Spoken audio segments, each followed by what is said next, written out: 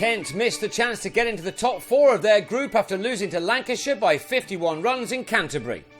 Put in, the Lightning soon found themselves in trouble on 26 for 3 after 10 overs, but were saved by two sizable partnerships involving List A debutant Liam Livingstone.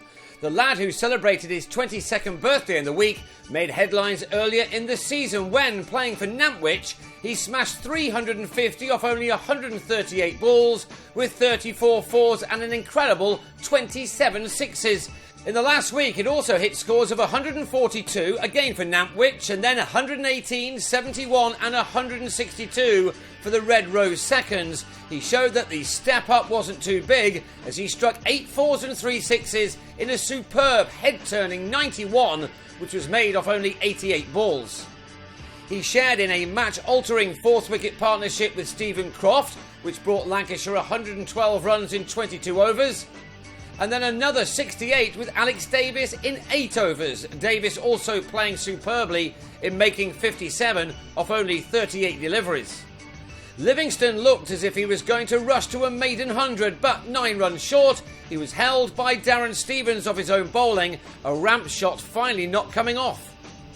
Matt Coles was the pick of the home attack in this Royal London One Day Cup fixture. He'd removed both Ashwell Prince and Carl Brown in his first spell, and then he added the wickets of James Faulkner and Stephen Parry towards the end for figures of 4 for 34 from his 10 overs, but he still couldn't prevent the visitors from getting to a total of 258 for 9 from their 50 overs. The Spitfires made a bad start to their reply as Kyle Jarvis removed Joe Denley for a duck in the 3rd over. And a mid-innings collapse put paid to the idea of chasing down the target they'd been set. From 79 for 2 when Sam Billings gave Croft a second catch, this one off Parry, Kent slipped to 95 for 6. Sam Northeast nicked Jordan Clark behind after making 36. Fabian Cowdrey was run out without troubling the scorers, beaten by Alvaro Peterson's throw. At one point, either of the two batsmen could have been dismissed.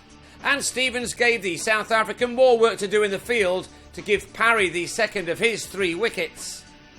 Kent were only able to get as close as they did because of another destructive display with the bat from Alex Blake. He was one of the reasons why the Spitfires were so strong in the group stages of this season's T20 Blast, and he showed off his immense power by clearing the rope 7 times in a thrilling 89, which occupied only 56 balls.